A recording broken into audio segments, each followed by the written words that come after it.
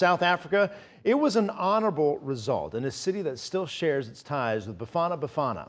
Atlanta is written into the foundation of one of South Africa's biggest club soccer teams. Long before Atlanta United, the city was home to the Atlanta Chiefs, a professional team in the North American Soccer League. In 1968, the team recruited Kaiser Motaung, who would later return to his native country to create the Kaiser Chiefs. The team, based in Johannesburg, combines Motaung's first name with the Atlanta Chiefs.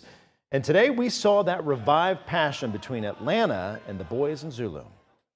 I've been here since '96, but I knew that it was going to be an amazing atmosphere, colorful as you see, diversity, and it's amazing. We just want to bring spirit and support each other.